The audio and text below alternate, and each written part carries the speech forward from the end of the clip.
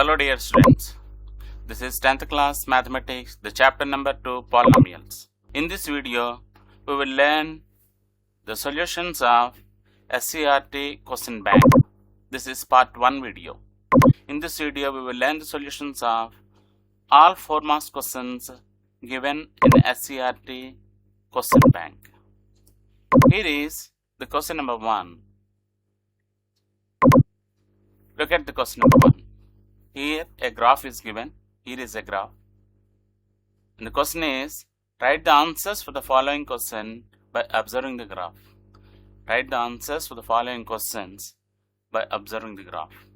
ఇక్కడ ఒక గ్రాఫ్ ఇచ్చి ఆ గ్రాఫ్కి 4 క్వశ్చన్స్ ఇవ్వబడ్డాయి. ఇది ఒక 4 marks question.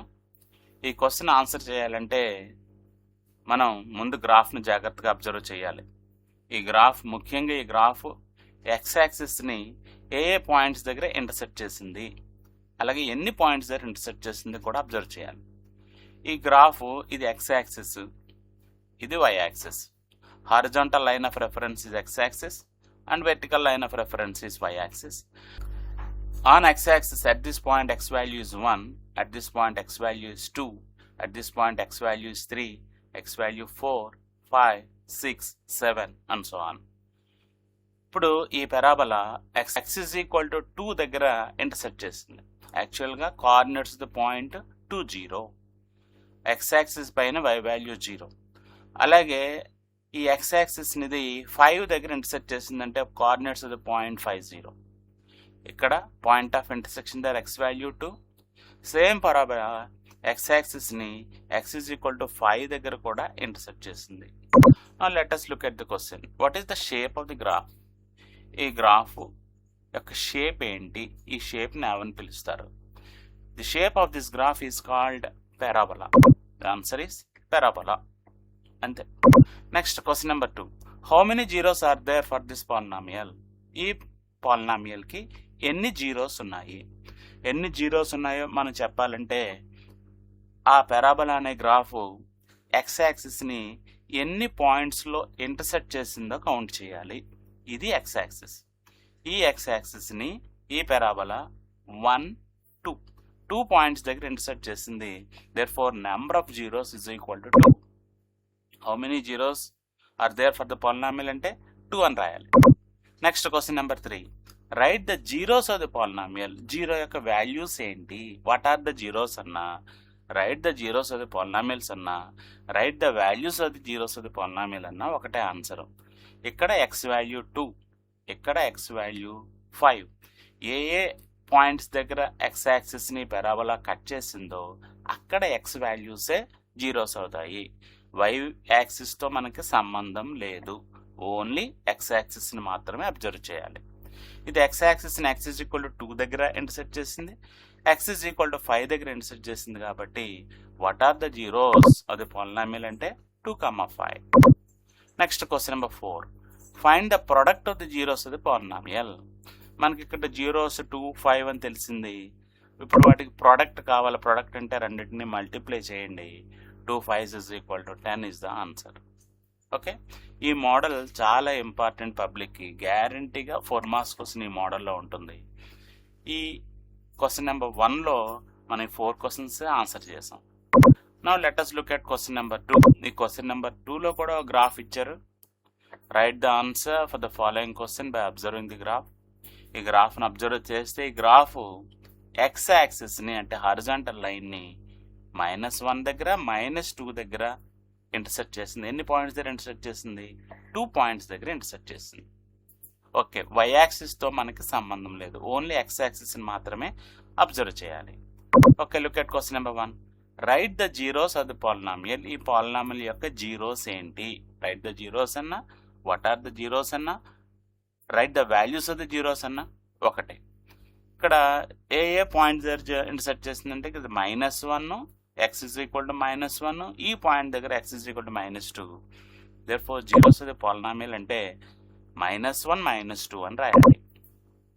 Next find the sum of the zeros. Some of the zeros అంటే 2 జీరోస్ని యాడ్ చేయాలి. -1ని -2కి యాడ్ చేయాలి.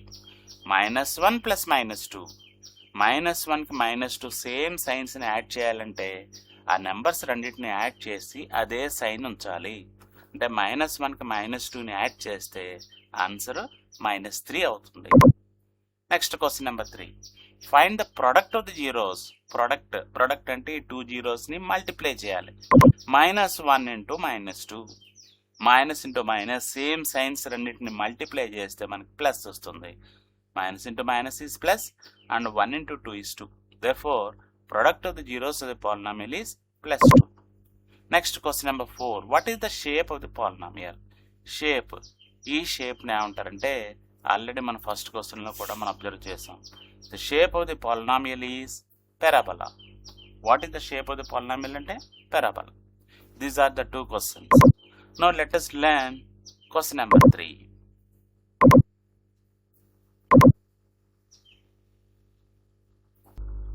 Good. In question number 3 let us observe this graph. ఈ గ్రాఫ్లో కూడా ఈ పారాబోలా ఎక్స్ యాక్సిస్ని 2 పాయింట్స్లో ఇంటర్సెక్ట్ చేసింది. ఎక్స్ ఇజ్ ఈక్వల్ టు +2 దగ్గర, అలాగే ఎక్స్ ఇజ్ ఈక్వల్ టు -1 దగ్గర ఇంటర్సెక్ట్ చేసింది. ఈ ఇంటర్సెక్ట్ చేసిన పాయింట్స్ ఇక్కడ ఈ పాయింట్ అయితే పాయింట్ కోఆర్డినేట్స్ 2 0, ఈ పాయింట్ కోఆర్డినేట్స్ -1 0, కానీ ఎక్స్ వాల్యూస్ అయితే 2 -1. Okay, let us look at the question. Write the answers for the following question by observing the graph. Okay, first bit. What is the shape of the graph? ఈ shape of the graph, ఈ graph ఉండి ఈ షేప్ని ఏమంటారంటే parabola అంటారు. Parabola, it is a U shaped curve, దీన్నే parabola అంటాం.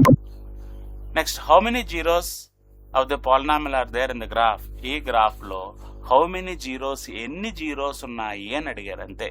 అంతేకాని వాట్ ఆర్ ద జీరోస్ అని, what are the values of the zeros అని అడగలేదు. హౌ మెనీ జీరోస్ అంటే ఎన్ని జీరోస్ ఉన్నాయి, ఎన్ని జీరోస్ ఉన్నాయి అని రాయాలంటే ఆ పారాబోలా ఎక్స్ యాక్సిస్ని ఎన్ని పాయింట్స్లో ఇంటర్సెక్ట్ చేసిందో కౌంట్ చేసుకుంటే చాలు. ఇదొక పాయింట్, ఇదొక పాయింట్, 2 పాయింట్స్లో ఇంటర్సెక్ట్ చేసింది. Therefore then how many zeros of the polynomial అంటే 2 జీరోస్ అని రాయాలి. ఎన్ని జీరోస్ అని రాయాలి? 2 zeros. How many zeros, how many zeros అంటే జీరోస్ యొక్క వాల్యూస్ రాయనవసరం లేదు, ఎన్ని జీరోస్ ఉన్నాయో రాయాలి. అంటే ఎన్ని పాయింట్స్ దగ్గర ఆ పారాబోలా ఎక్స్ యాక్సిస్ని ఇంటర్సెక్ట్ చేసిందో కౌంట్ చేస్తే సరిపోతుంది. 1, 2 పాయింట్స్ కాబట్టి how many zeros of the polynomial అంటే 2 అని రాయాలి. Next question number 3. Write the zeros of the polynomial. ఇప్పుడు జీరోస్ వాల్యూస్ రాయాలి. Right the zeros of the polynomials అంటే ఎక్స్ యాక్సిస్ దగ్గర మీట్ అయిన దగ్గర ఇక్కడ ఎక్స్ వాల్యూ ఎంత? 2. అలాగే ఈ పారాబోలా రెండో పాయింట్ దగ్గర ఇక్కడ ఎక్స్ యాక్సిస్ని మీట్ అయింది, ఇక్కడ ఎక్స్ వాల్యూ ఎంత?